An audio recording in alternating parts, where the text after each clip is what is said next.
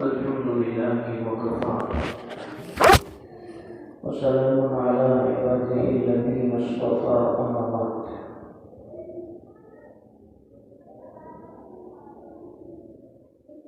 فأعوذ بالله من الشيطان الرجيم. بسم الله الرحمن الرحيم. وقال الذين كفروا لا تسمعوا لهذا القرآن والغوا فيه لعلكم تغلبون.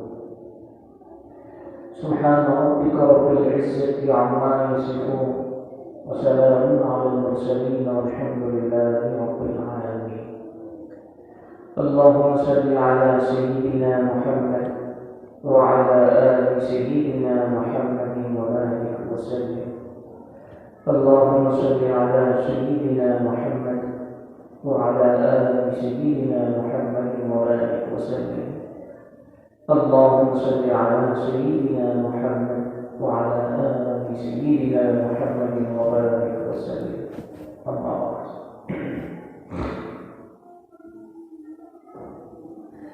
قابل احترام بھائیو بزرگوں،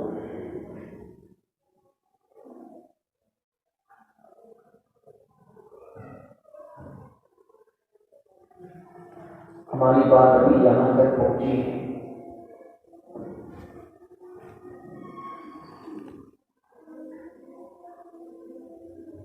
کہ حضور نبی کریم صلی اللہ علیہ وسلم کو نبوت ملے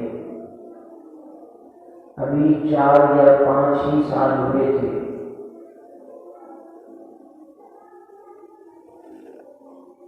کہ کافروں نے مسلمانوں کا جینا دوبھر کر دیا اور ہر طریقے سے جناب نبی کریم صلی اللہ علیہ وسلم کو اور صحابہ و صحابیات کو تکالیف اور مصیبتیں دینے لگے. تو انہی حالات میں اللہ رب العزت نے سورہ کہف کو اتارا.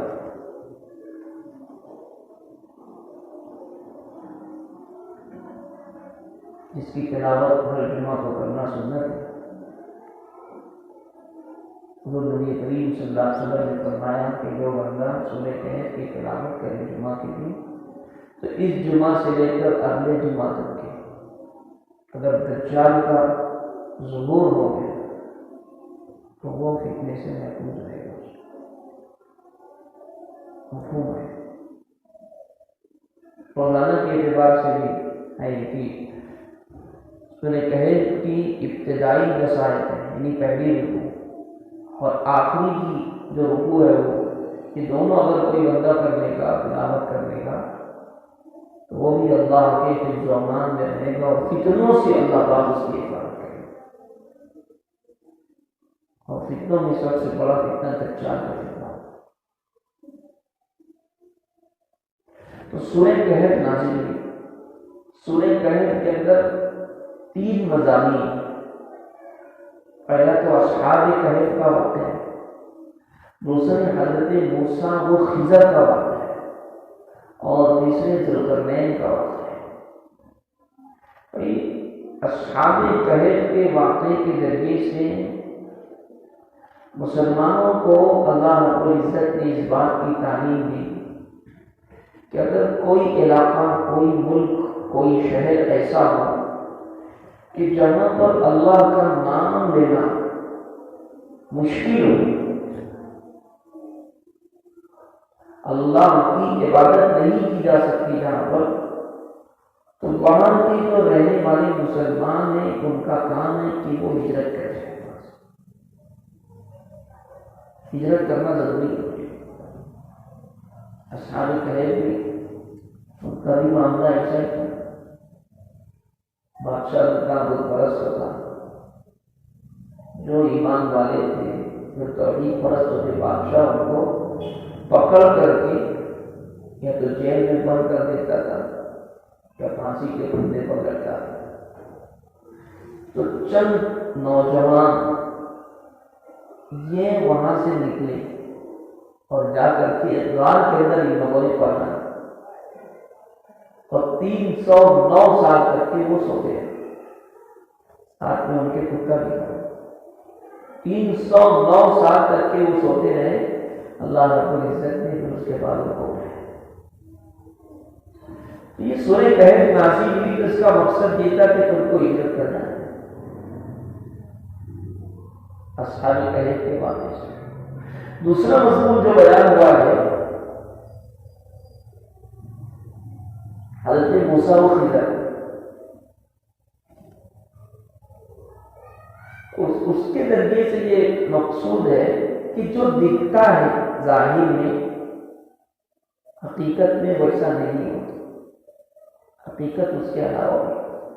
ایسا دکھ رہا ہے کہ مسلمانوں کے اوپر بالکل جینا دوبھر کر دیا گیا ہے، ان کے اوپر جو ہے عرصۂ حیات کو تنگ کر دیا گیا ہے، اور مسلمان کسی بھی طریقے سے جو ہے اللہ کی عبادت نہیں کر سکتے۔ تو اگر ایسا تمہیں دکھائی دے رہا ہے تو ایسا نہیں ہوگا، بلکہ ایک وقت تو آئے گا کہ اللہ رب العزت جو ہے ان کے اوپر تمہیں غالب کرے۔ تیسرا مضمون جو ذوالقرنین کا اس کے اندر آیا ہے، اس کے ذریعے سے یہ مقصود ہے کہ اللہ کی زمین بہت وسیع ہے، وہ ارض اللہ واسعہ، اللہ کی زمین بہت وسیع ہے، کشادہ ہے، بڑی ہے نا۔ اگر اس زمین کے اندر ظلم ہے، جور ہے، ستم ہے، اللہ کی عبادت کرنے نہیں دیتے، چھوڑ دو اس علاقے اور یہاں سے ہجرت کر کے۔ چنانچہ ہمارے آقا حضرت محمد صلی اللہ علیہ وسلم مسلمانوں کو ہجرت کی جا سکتی، قریب میں ایک ملک ہوتا حبشہ، وہاں پر چلے جاؤ، شاہ حبشہ غیر احمدی ہے اور بہترین سلوک کرتا ہے، تم لوگ وہاں پر چلے جاؤ اور چین سکون کے ساتھ وہاں پر رہنا، اللہ کی عبادت کرنا۔ چنانچہ ایک قافلہ روانہ ہوا، مختصر تھے ٹھیک ہے۔ اسی دوران ایک مرتبہ رمضان المبارک کا ٹائم تھا، ہمارے آقا حضرت محمد صلی اللہ علیہ وآلہ وسلم خانہ کعبہ کے اندر تشریف لائے۔ یہ کافروں کا ایسا تھا کہ یہ کہتے تھے وقال الذین کفروا لا تسمعوا لهذا القرآن، بولے یہ کافر لوگ کہتے ہیں کہ اس قرآن کو تم لوگ سنو مت، والغوا فیہ، اور اس میں جو ہے نا لغو ڈالو، اس میں غلطی پیدا کرو، شور شرابہ کرو تاکہ تم غالب آؤ جب تلاوت ہو۔ آج بھی جو باطل فرقہ ہے وہ اسی بات کو لے کر کے چلتا ہے، تو ان کے اندر کوئی جاتا ہے، باطل فرقے کے اندر کوئی داخل ہوتا ہے تو اس کو کہتے ہیں بولے دیکھ اب تو آج نا اب تو کس کی سننا ہی نہیں، بولا میرے کو بات ہی نہیں کرنے کا، اس میں بحث کرنا ہی نہیں۔ کیوں؟ حق کی یہ تاثیر ہوتی ہے کہ اگر وہ کانوں کے راستے سے اندر جائے گی تو وہاں پر جا کر کے یہ جو دماغ شریف ہے اس کے اندر بیٹھ جائے۔ تو کافروں کا ابھی تک کیا تھا؟ لا تسمعوا لهذا القرآن، بولے یہ محمد کے اوپر جو قرآن پاک کی آیات اترتی ہے اس کو سننے کا نہیں بولے، سننے کا، لیکن تو ابھی تک وہ اسی پر عمل کر رہے تھے۔ تو رمضان المبارک کا پیریڈ تھا، ہمارے آقا حضرت محمد صلی اللہ علیہ وسلم خانہ کعبہ کے اندر تشریف لائے اور آ کر کے دیکھا کافروں کا ایک بڑا مجمع بیٹھا ہے، تو جناب نبی کریم صلی اللہ علیہ وسلم نے سورۃ النجم کی تلاوت کرنی شروع کر دی۔ سورۃ النجم بہت بہترین، یعنی سب اس میں قافیہ ہے، والنجم اذا هوى ما ضل صاحبكم وما غوى وما ينطق عن الهوى ان هو الا وحي يوحى علمه شديد القوى ذو مرة فاستوى وهو بالأفق الأعلى ثم دنا فتدلى فكان قاب قوسين أو أدنى فأوحى إلى عبده ما أوحى ما كذب الفؤاد ما رأى أفتمارونه على ما يرى۔ یہ اس طرح یعنی عمر بہترین لگتی ہے تلاوت کرنے۔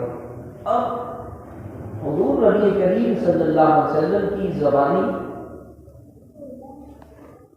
نور نظر، اور پھر وہ جو جن کے سامنے تلاوت کی جا رہی ہے وہ لوگ اہل زبان ان کی زبان کے اندر تلاوت ہو رہی ہے، ان کو سمجھ رہا ہے، معنی بھی، مفہوم بھی، ترجمہ بھی، مطلب بھی سب سمجھ رہا ہے۔ سرکار نے شروع کی تلاوت اور بہترین انداز سے کر پوری سورہ نجم پڑھتے پڑھتے پہنچے أزفت الآزفة ليس لها من دون الله كاشفة أفمن هذا الحديث تعجبون وتضحكون ولا تبكون وأنتم سامدون۔ آخری کی ایک آیت پڑھی، یہ سجدے والی آیت میں اس کے لیے پڑھ رہا ہوں کہ اگر تم لوگ پڑھیں گے کہ تم لوگ سنیں گے تمہارے اوپر بھی سجدہ کرنا لازم ہے۔ تو حضور نبی کریم صلی اللہ علیہ وسلم نے اس آیت کو پڑھا، اب پڑھ کر کے آپ سجدے میں گر گئے۔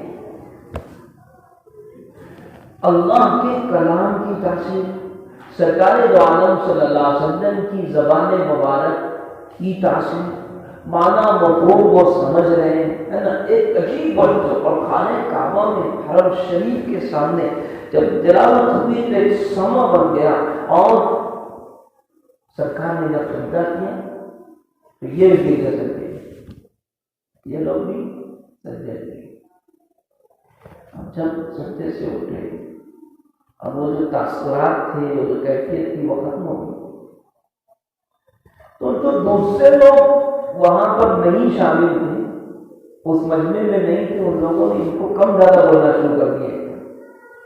ہاں بولے تم لوگ متاثر ہو گئے، تم نے ان کی بات پر کان دھر لی، تم ان کے اوپر ایمان نہیں کر کے آ گئے، وہ سجدہ کر رہے تم بھی سجدہ کر رہے۔ تو بولے نہیں ایسا نہیں ہے، بولے یہ محمد نے جو ہے کچھ ایسی باتیں ان لوگوں نے پیش کی کہ بولے جس سے بتوں کی تعریف ہوتی تھی۔ بولے محمد نے جب تلاوت کی تو اس کے اندر ان کلمات کو بھی پڑھا ہے جس سے مفہوم یہ نکلتا ہے کہ ہمارے بت اچھے ہیں، ان کی عبادت کرنی چاہیے وغیرہ۔ تو بولے ہمارے کانوں سے جب یہ بات ٹکرائی تو ہم سجدے میں چلے۔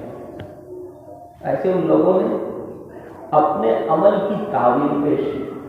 ابھی جب سجدے میں گرے تو یہ بات دیکھو بات کیسے اڑتی ہے، افواہ کیسے پھیلتی ہے۔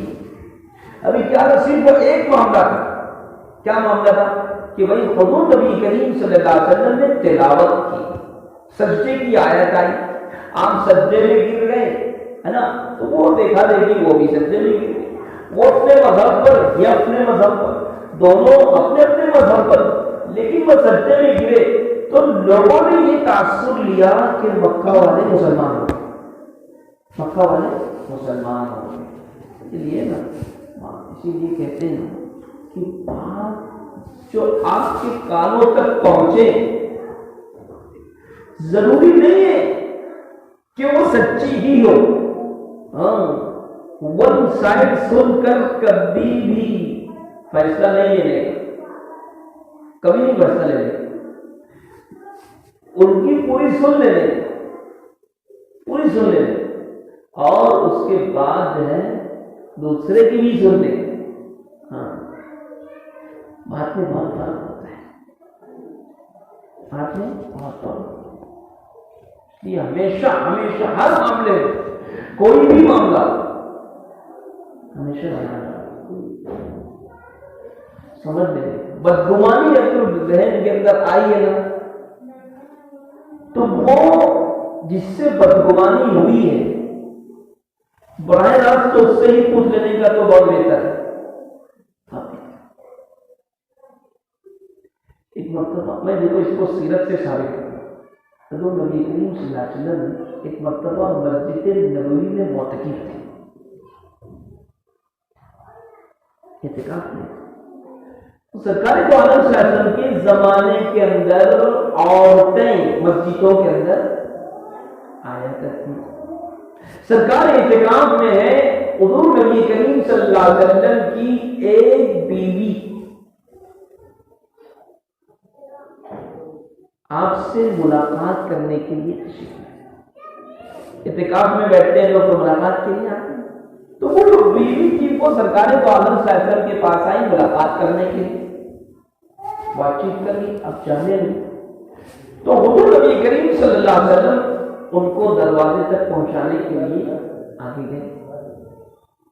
اب جب جانے لگے تھوڑا سا اندھیرا تھا، ایک صحابی وہاں سے گزر رہے تھے، انہوں نے دیکھا اور آگے بڑھے، انہوں نے بلائی ادھر آؤ ادھر آؤ۔ بلانے کے بعد کہا کہ دیکھو کہ دیکھ لو یہ میری بیوی ہے۔ کیا کہا؟ دیکھ لو یہ میری بیوی ہے۔ ہاں، وہ صحابی نے کہا اللہ کے نبی، میں آپ کے تعلق سے اپنے ذہن کے اندر اتنا غلط خیال نہ ہو کہ پتہ نہیں سرکار دو عالم صاحب نے کس سے ملاقات کیا وغیرہ وغیرہ۔ وہ نبی کریم صلی اللہ علیہ وسلم فرمایا نہیں، ایسا نہیں ہے۔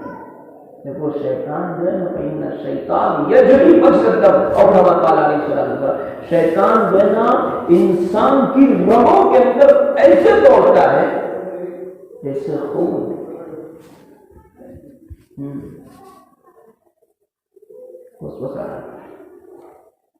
حدیث پاک کے الفاظ ہیں کہ دل ہے نا، دل کے پاس شیطان بیٹھا ہے، اور وہ جیسے وہ بچھو ہوتا ہے ڈھک کر دیکھیں اچھا، اس کا نا ایک جیزبی جیسا جیزبی ہوتی ہے نا، اس کا ایسے کانٹا ہوتا ہے چھوٹا سا ایسے ہوتا ہے، تو ایسے نا وسوسے ڈالتا ہے، وسوسے گناہ کی طرف آمادہ کرتا ہے۔ تو سرکار نے فرمایا کہ دیکھو بھائی ٹھیک ہے تمہارا کوئی مسئلہ نہیں، لیکن شیطان محنت کرتا ہے، ابھی تو تم بولو نہیں بولو، لیکن بعد میں سوچیں گے ہو سکتا ہے جب اچھا چلتا ہے تو سب اچھا چلتا ہے، اگر کسی سے اچھا ہے نا تو سب اچھا ہے، اور اگر کسی سے برا ہے نا تو پھر اس کی ہر اچھی بات کے اندر برا نکل۔ اب چل رہے چلتے چلتے اچانک کھانسی آئی، آدمی نے تھوک دی، ابھی آئی کھانسی آئی، بلغم نکلا، نہیں تو تھوکنے کی عادت ہوتی آتی، تھوک دیا۔ وہ سامنے سے جو آ رہا ہے وہ سمجھتا ہے کہ یار اس کی وہ میری اس کی غلطی نہیں، تو کیا میں مجھ کو دیکھ کر کے تو ارے ہو جاتا یہ۔ اب اس کے بعد پھر نا بولے ہاں ایسا ہو گیا، اس کے بعد بولے پھر ایک دن میں گیا تو ایسا ہو گیا، ایسے ابھی لاک ڈاؤن کے اندر بھی بہت ساری بدگمانیاں لوگوں کے دلوں کے اندر پیدا ہو گئی۔ ہم بولے 5 لوگ کو پڑھنا ہے مسجد کے اندر، کتنے لوگ کو پڑھنا ہے؟ 5 لوگ۔ اب اتفاق سے 5 لوگ ہو گئے، اب چھٹا جو بندہ آیا اتفاق سے وہی ظہر میں بھی آیا، جب 5 ہو گئے تھے، وہی عصر میں بھی آیا جب بھی 5 ہو گئے، مغرب میں بھی آیا 5 ہو گئے، یا دوسرے دن آیا تب بھی 5 ہو گئے، تو بولے میرے کو دیکھ کر کے مسجد نہیں ہو۔ ایک میں مثال دے رہا ہوں، بولے میرے کو ہی دیکھ کر کے دھوکا ہے، تو یہ باتیں ہو جائیں۔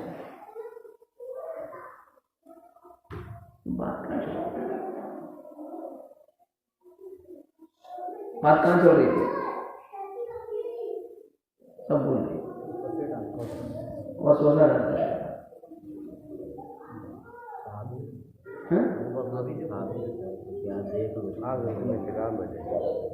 ہاں وہ تو تھا، وہ وہاں تک بات کیسے پہنچی؟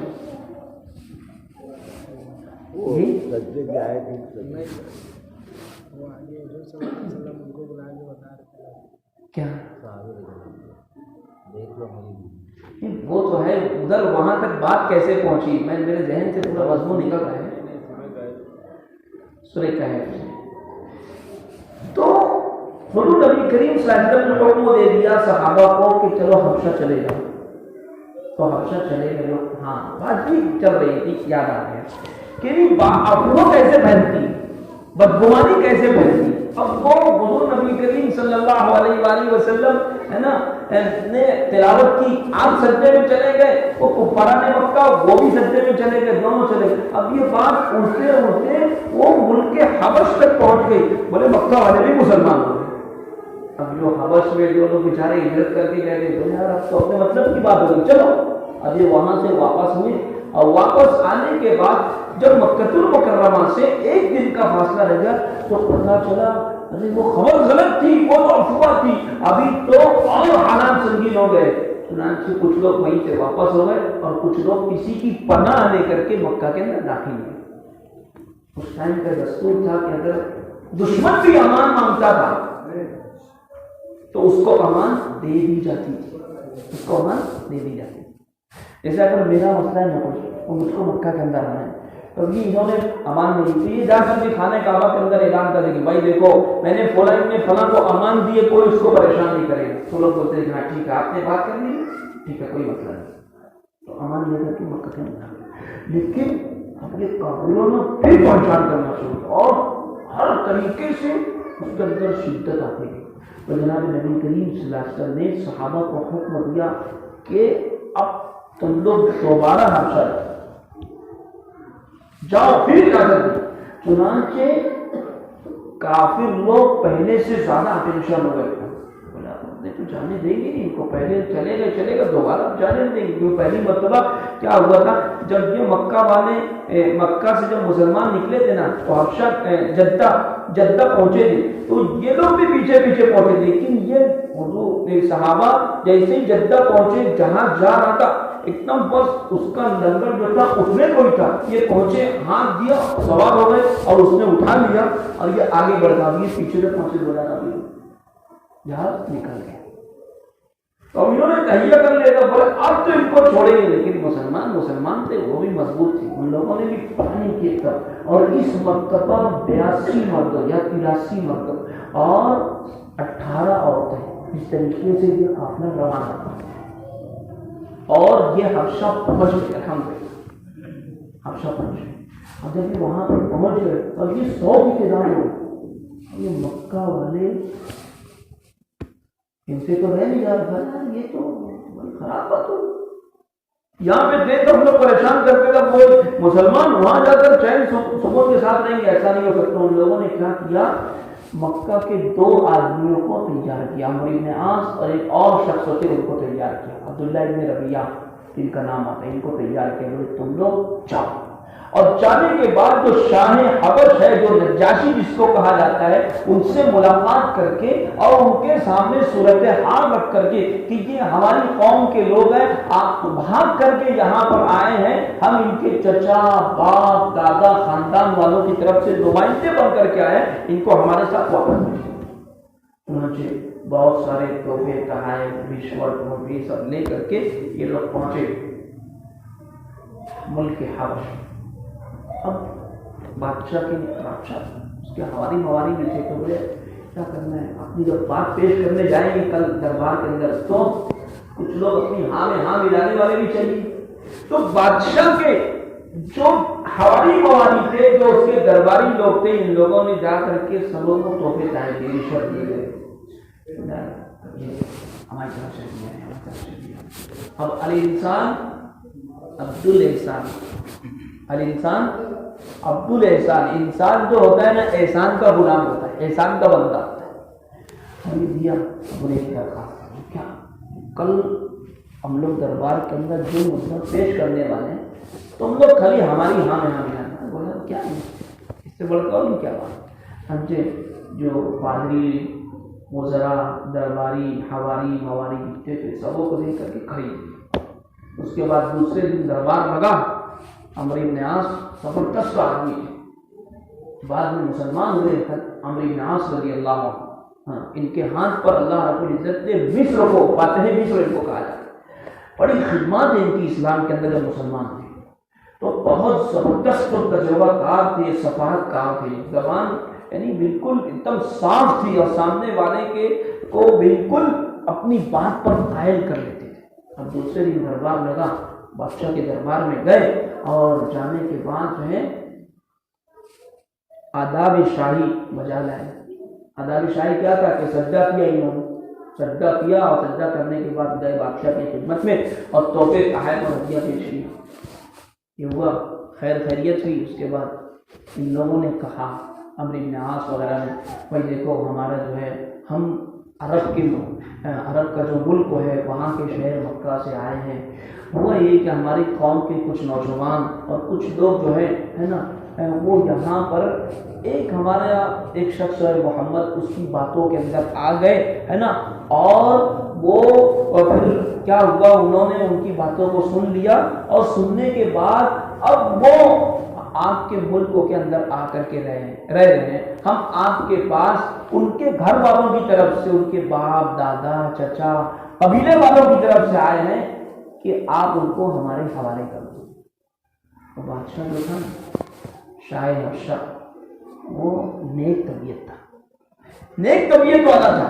اس نے کہا کہ دیکھو میں اکیلے ایسے نہیں واپس کروں گا، پہلے ان کو بھی بلاؤں۔ چنانچہ مسلمانوں کو میں بلا بھیجا۔ اب جب ایسے ہی بلایا تو جتنے مسلمان تھے وہ گھبرا گئے، سنا یہ کیا مسئلہ ہو گیا، اچھا نے بلا لیا ان لوگوں نے آپس میں مشورہ کیا، مشورہ کرنا چاہیے، مشورہ کیا مسلمانوں نے آپس میں کہ بھائی کیا کرنا ہے۔ کہا مسلمانوں نے تو مشورے کے اندر یہ بات طے ہوئی کہ دیکھو کچھ بھی ہو جائے اپنے کو سچ ہی بولنا ہے، جھوٹ نہیں بولنے کا، کیونکہ ہمارے آقا کی تعلیم اور صدق کو یوں تھی بلکہ سچ جلا دیتا ہے اور جھوٹ ہلاک کر دیتا ہے۔ بولے خالی سچ بولنا ہے، سچ کے علاوہ کوئی دوسرا بولنا نہیں، تو طے ہو گئی بات۔ اس کے بعد ان لوگوں نے اپنا ایک متکلم طے کیا کہ حضرت جعفر رضی اللہ عنہ، یہ حضور نبی کریم صلی اللہ علیہ وسلم کے چچازاد بھائی تھے، حضرت علی کے بڑے بھائی تھے، اور حضرت علی کے بھائی تھے جعفر طیار، بعد میں ان کا نام آتا ہے، ابو طالب کے بیٹے تھے۔ ان لوگوں نے طے کیا کہ یہ ہماری نمائندگی کریں گے وہاں بادشاہ کا۔ چنانچہ گئے، دربار کے اندر گئے، تو جانے کے بعد منع ہے کسی کو سجدہ کرنا اللہ کے علاوہ، کسی کو سجدہ کرنا منع ہے اللہ کے علاوہ۔ مزاروں میں جا کر کے جو سجدے کرتے ہیں نا، اس بات کو کان کھول کر کے سننا چاہیے، منع ہے، حرام ہے۔ سجدہ تعظیمی بھی حرام ہے اور سجدہ شرک بھی حرام۔ کچھ لوگ کہتے ہیں کہ آپ لوگ سجدہ کیوں کر رہے ہیں مزار پہ جا کر؟ بولے ہم ان کو خدا تھوڑی مان رہے، بولے ہم عظمت والا سجدہ کر رہے ہیں، سجدہ تعظیمی، سجدہ تعظیمی ہو یا سجدہ تعبدی ہو، معبود مان کے ہو نہیں، یہ سر اور یہ پیشانی جو ہے نا، یہ اللہ نے ایسی بنائی ہے کہ یہ اللہ کے علاوہ کسی کے آگے نہیں جھکے۔ سرکار نے فرمایا تھا کہ اگر میں حکم دیتا کسی انسان کو سجدہ کرنے کا کہ وہ دوسرے انسان کو سجدہ کرے، تو بیوی کو حکم دیتا کہ وہ اپنے شوہر کو سجدہ کرے، لیکن ہمارے سجدہ ہے نہیں۔ جب یہ گئے تو انہوں نے سلام کیا، اور سلام کرنے کے بعد ڈائریکٹ اندر آ کر جیسے ہی، اب یہ تو پہلے سے پورا جو حال تھا وہ بکاؤ تھا، کھا لیے تھے، رشوت دے کر کے بیٹھے تھے، تو جیسے ہی یہ انٹری مارے اور سلام سجدہ وجدہ نہیں کیا تو سب چاؤ ماؤ کرنے لگے، یہ کیا ہے، یہ کیا ہے، یہ کیا ہے، یہ کیا ہے، یہ آداب شاہی کے خلاف ہے، یہاں پہ جو آتا ہے سجدہ کرتا ہے، انہوں نے سجدہ نہیں کیا۔ بادشاہ چپ رہا، اس کو معلوم تھا، وہ عالم تھا، اس کو سمجھتا تھا، نہیں سجدہ نہیں کر رہا، لگتا ہے یہ پڑھے لکھے لوگ ہیں، جانکار لوگ ہیں۔ کچھ بڑے جو ہوتے ہیں نا، ان کو دکھ رہا ہوتا ہے کہ غلط ہو رہا ہے، لیکن وہ صرف اپنی دکان پر قلم رکھنے کے لیے کیا کرتے ہیں، اس کو نظر انداز کرتے ہیں۔ بادشاہ کے سامنے سجدہ ہو رہا تھا پہلے سے، لیکن بادشاہ بولتا نہیں تھا، لیکن اب جب یہ بغیر سجدے کیا ہے، تو جب لوگوں نے اعتراض کیا تو بولے نہیں چپ رہو، آنے دو۔ آئے پوچھا کون لوگ ہو تم، یہاں پر کیوں آئے؟ بادشاہ نے ان سے پوچھا، مسلمانوں سے۔ حضرت جعفر رضی اللہ عنہ کھڑے ہوئے اور انہوں نے ساری بات رکھی کہ دیکھو ہم مکہ کے رہنے والے لوگ تھے، ہم لوگ بتوں کو پوچھتے تھے، ہم آپس میں ایک دوسرے کی جانی دشمن تھے، ہم گناہ کے اندر مبتلا تھے، کون سی ایسی برائی نہیں تھی جو ہمارے اندر نہیں تھی۔ مکہ کے پورے تو اس وقت کے حالات کے پورے بیان تھے۔ اب اسی دوران اللہ نے ہم میں سے ہی ایک کو اپنی نبوت سے سرفراز فرمایا، یعنی حضرت محمد صلی اللہ علیہ وسلم۔ وہ آئے اور انہوں نے آ کر کے ہم کو تعلیم دی کہ یا ایھا الناس قولوا لا الہ الا اللہ تفلحوا، اے لوگوں تم اللہ کو ایک مانو، ہاں یہ معبود ان سے کچھ نہیں ہوتا، کرنے والی ذات ایک اللہ کی ہے، اس کو مانو، اس کو پوجو۔ بولے ہم نے ان کی بات کو مانا، بولے جیسے ہم نے ان کی بات کو مانا تو یہ ہمارے جانی دشمنوں ہیں، انہوں نے ہم کو بہت تکلیف دی، بہت پریشان کیا، ہر طریقے سے انہوں نے جو ہے ہمیں یہ چاہا کہ ہم اپنے دین سے جو نیا دین ہم نے قبول کیا ہے ہم اس سے باز آ جائیں، لیکن باز نہیں آئے، ہم اس سے باز نہیں آئے۔ جب ان لوگوں نے ہر طریقے کی تکلیف گوار دے دیا اور ہم لوگ جو ہے اس سے ہٹے نہیں، تو ہمارے نبی نے کہا کہ تم لوگ ملک حبش چلے جاؤ، تو بولے ہم لوگ یہ سمجھ کر دی کہ آپ رحم دل ہے، آپ انصاف پسند ہے، اس لیے ہم آپ کے دربار میں آئے۔ بادشاہ نے کہا یہ جو کہہ رہے ہیں یہ صحیح کہہ رہے ہیں، ان سے جو مکہ والے جو آئے تھے کہا کہ تمہارے تحفے ہے واپس لے جاؤ، ہم ان کو واپس نہیں کریں گے، اور مسلمانوں سے کہا یہاں پر رہو چین سکون کے ساتھ رہو، کوئی مسئلہ نہیں۔ یہ بات ختم ہوئی۔ اس کے بعد عمرو بن عاص نے کہا کہ نہیں بولے ان کو چھوڑوں گا نہیں، ایسے کیسے اتنی آسانی کے ساتھ، ہے نا، اتنی آسانی کے ساتھ یہ معاملہ ہو گیا، بولے ان کو چھوڑیں گے نہیں۔ ساتھ میں جو ربیعہ کے جو بیٹے تھے وہ آئے تھے، انہوں نے سمجھایا ہم جانے تو یہ اپنے ہی ہیں، اپنی قوم کے لوگ ہیں، کائے کو تکلیف نہیں بولے میں کل کے دن جو ہے نا میں ان کو ایسا پھنساؤں گا مسلمانوں کو کہ یہ ان کو واقعی بادشاہ ان کو یہاں سے ملک حبش سے نکال دے۔ دوسرا دن ہوا، یہ گئے اور جا کر کے کہا، کون؟ یہی عمرو بن عاص مکہ کے نمائندے ہیں، جا کر کے کہا کہ بادشاہ آپ کے جو نبی، وہ شاہ حبش جو تھا وہ عیسائی تھا، اور عیسائیوں کا عقیدہ یہ تھا کہ حضرت عیسیٰ اللہ کے بیٹے، حضرت عیسیٰ اللہ کے بیٹے، تو جا کر کے کہا کہ آپ کے جو نبی ہیں یہ مسلمانوں کا عقیدہ ان کے تعلق سے بہت الگ ہے۔ کہا کیا عقیدہ ہے؟ کہا وہ کہتے ہیں کہ حضرت عیسیٰ اللہ کے بیٹے نہیں ہیں۔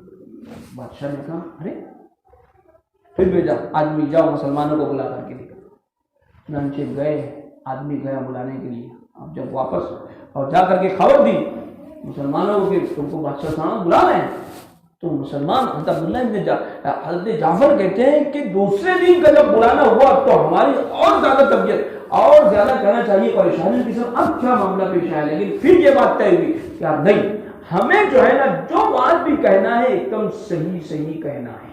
چنانچہ گئے، جا کر کے بات چیت شروع ہوئی تو کہا کہ آپ لوگ حضرت عیسیٰ کے مطابق کیا کہتے ہو؟ تو قرآن کریم نے کہا ہے انما المسیح عیسی ابن مریم رسول اللہ وکلمۃ القاها الی مریم وروح منہ، کہ عیسیٰ ابن مریم سے متعلق ہم یہ کہتے ہیں کہ عیسیٰ یہ مریم کے بیٹے ہیں اور اس کا کلمہ ہے، اللہ کا کلمہ ہے، اللہ نے یہ کنواری مریم کے اوپر القاء کیا ہے۔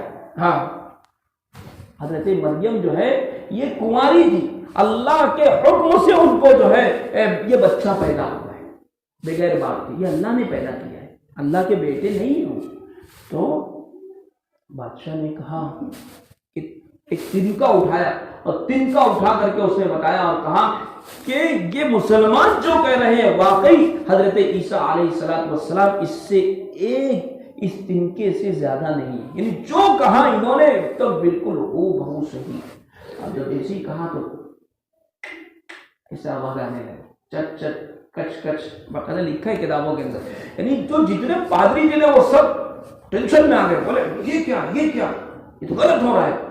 تو بادشاہ نے کہا تم کو چلانے کا چلاتے رہو، لیکن مسلمان جو کہہ رہے ہیں واقعی حضرت عیسیٰ علیہ السلام ایسے ہی ہے۔ اور مسلمانوں سے کہا کہ سنو، ایک فرمان نکالا کہ مسلمانوں جاؤ تم ہمارے ملکوں کے اندر رہو، چین سکون کے ساتھ رہو، جدھر آنا ہے جدھر جانا ہے جو کرنا ہے سب کرتے رہو، اور لکھوایا باقاعدہ کہ اگر کوئی بھی مسلمانوں کو تکلیف پہنچائے گا، ان کو ستائے گا، ان سے جرمانہ اور تاوان لیا جائے۔